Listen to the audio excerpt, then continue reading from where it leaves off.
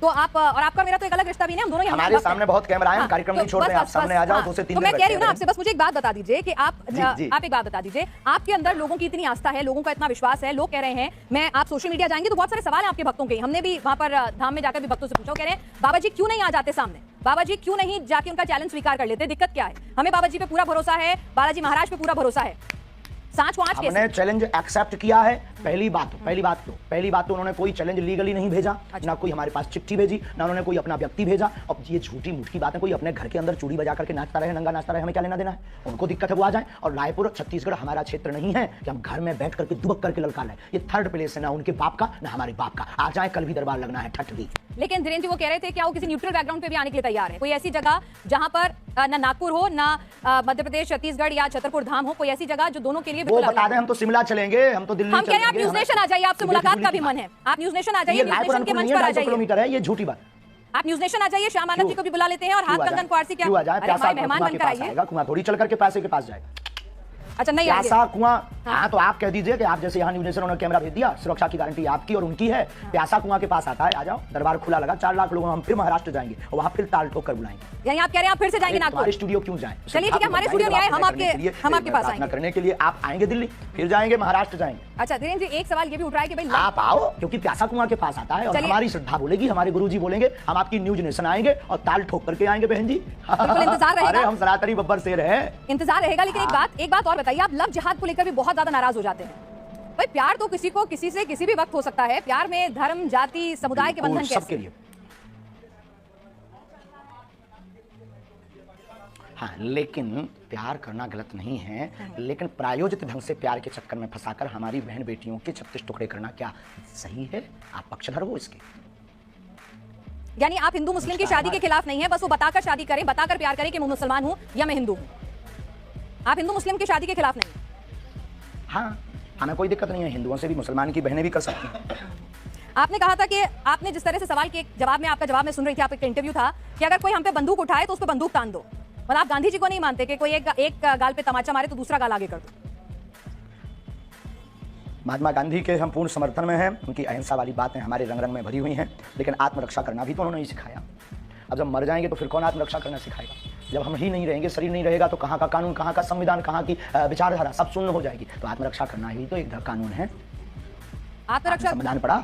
जी बिल्कुल, लेकिन आप जिस तरह से बुलडोजर की बात करते हैं, लॉजिकल है माय सिस्टर। नहीं, आत्मरक्षा इलॉजिकल नहीं है, लेकिन लोगों के घर पर बंदूक, बुलडोजर, वो भी आत्मरक्षा है। अच्छा एक बात और अंतिम हम बोल देंगे, हमारी प्यारी बहन, आपकी जय हो, आपके साथ एक नाता है कि आप भी हनुमान भक्त हो।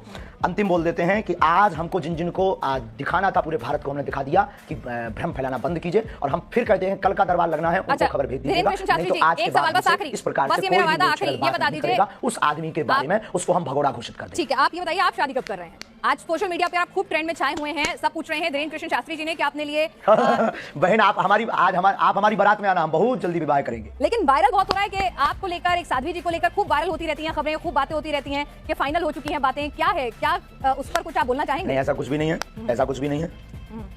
ये मिथ्या और झूठ है, ये गलत मिथ्या और झूठ है, और जब भी करेंगे डंका बजा करके करेंगे। तो लड़की पसंद कर ली आपने? बहुत बहुत धन्यवाद। अब आप सामने आएगा, कुछ बातें सामने समझ में आएगी। कल दरबार लगना है, अगर हो सके तो आपको बहुत प्रश्नों के उत्तर कल दरबार में मिल जाएंगे। आ जाओ, आकर के बैठ करके देखो, और फ्लाइट का टिकट आज रात को ही करवा लो, कल पनीर हम खवाएंगे बहन। चलिए धीरेन्द्र जी, आप हमारे साथ, आपके पास वक्त की कमी है। कंगन को आरती क्या? चलिए कंगन को आरती क्या, ये बताइए। कंगन को आरती क्या? एक और सवाल आया है, दूध और पानी का पानी हो जाए। आपका ये इंटरव्यू लाइव जा रहा है, इस इंटरव्यू में एक सवाल और आया है, तो वो और पूछ लेती हूँ। एक माइंड रीडर है, वो कह रही हैं कि हम भी माइंड रीडिंग करके हजारों की भीड़ में से नंबर बता देते हैं, नोट पे क्या नंबर लिखा है, क्या सीरियल ऑर्डर है, ये सब बता देते हैं, तो आप उनसे अलग कैसे? हम नंबर नहीं बताते हैं, बहुत बड़ी कृपा है ये हमारे ऊपर। ना तो हम मोबाइल नंबर बताते हैं, हम ना नंबर बताते हैं, ना ये कोई घोषणा करते हैं, ना हम कोई जादूगर हैं, ना हम कोई इन सब चक्करों में पड़ते हैं। और कृपा में और रीडिंग में, अच्छा रीडिंग ये होती है जब व्यक्ति सामने हो। आज हमने दरबार आपने देखा नहीं है, क्या है आपका जो अनुभव है? नहीं देखा है, हमने देखा है, हमने पूरा देखा है। आप पर्ची पर लिखकर बता रहे थे, लोगों के नाम बता रहे थे। पत्रकार कि हमने पहले से ही पर्चा बनाकर रख दिया था, अब ये माइंड रीडिंग से बाहर विषय। अच्छा, तो आप ये कह रहे हैं अगर मैं अपने साथ, ठीक है धीरेन्द्र जी, मैं एक आपसे पूछ रही हूँ कि अगर मैं अपने साथ 2 लोगों का लेकर आती हूँ जिनको पहले से नहीं बताती हूँ कौन वो लोग हैं, उनके बारे में आप अपने दरबार में सब कुछ बता देंगे?